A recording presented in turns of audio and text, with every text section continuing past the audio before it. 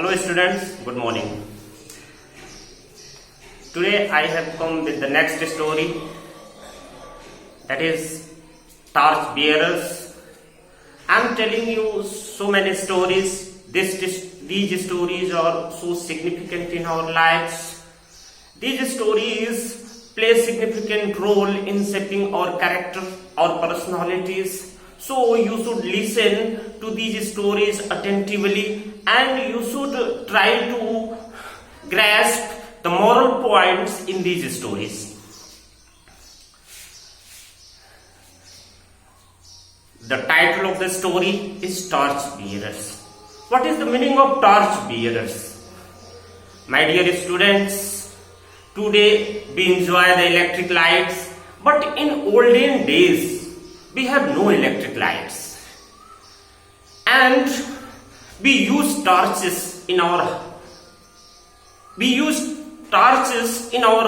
houses, and these torches were used for so many things, and the people who used to carry these torches were called torch bearers. In this story we will study the story of a merchant. Once upon a time, a merchant lived. He had two sons and he collected a lot of money by selling and buying things. But when he was too old, he started thinking about that what should he do with his money. He thought that he would not divide his money and he would hand over his money to the cleverer son. He had two sons and he called both of his sons and he said to him, "Here is 2 rupees. You should pick up 1 rupee each and you should go to the market and you should buy anything that can fill the house." Both the boys heard the words of his father and they thought that his father is out of mind. How can a person buy anything that can fill the whole house for 1 rupee? It is impossible. Both of his sons thought, but their father insisted that they should pick up the money. It's compulsory and they should go to the market. Reluctantly, both the sons picked up the money and his father said that there is not much time. You have not so many days. You should complete your task within a couple of days. The one son who was elder picked up the money and went to the market. He searched many things in the market. He looked into many shops, but he couldn't find anything that can fill the whole house. In the evening, he thought, he was now sure that his father is certainly out of mind. And he was about to return to his father's house, but suddenly he looked at a bullock cart with a load of hay.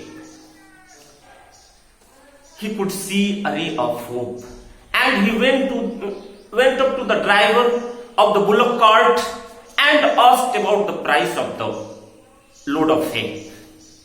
But after a good deal of haggling, he could purchase the load of bullock cart with dry hay, and he went to his father's house with the load of hay, and he kept the whole hay into his father's house, and that hay couldn't cover even the floor of the house.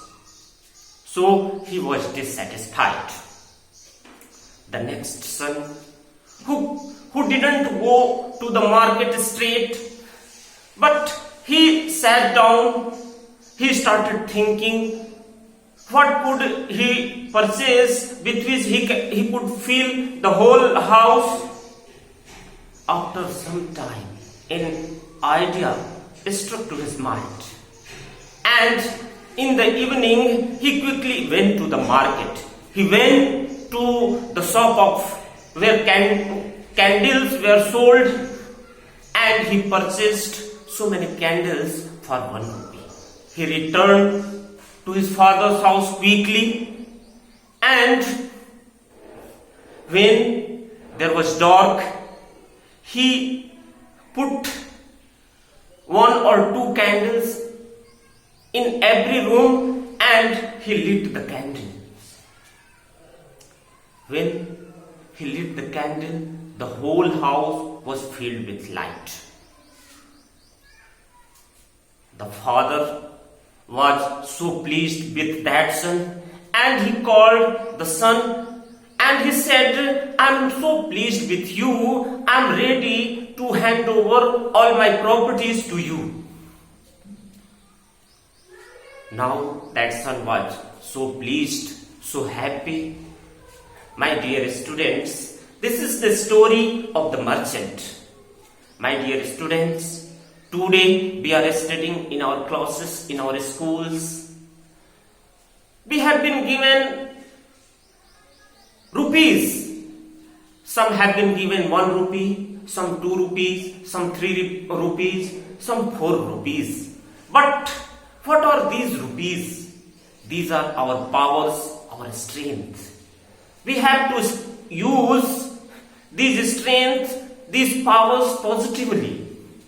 We have the power of strength, the power of character, the power of personality, the power of capabilities, and we have to use these talents, these capabilities. But we have to decide how we should use these powers, these capabilities. If we use these powers, these capabilities positively, we can save our nation. We can make our nation great. But if we use these powers negatively, we can destroy our nations. Hence, my dear students, we should try to become good citizens. Good citizens are the original wealth of a nation. If a nation has good citizens, that nation can go on the path of progress. But if any nation has not a good citizen, that nation cannot go on the path of progress. That's why, my dear students, we should try to become good citizens of our nation, and we should try to build our nation. We should try to contribute our share to build our nation. That's all, my dear students. Thank you so much.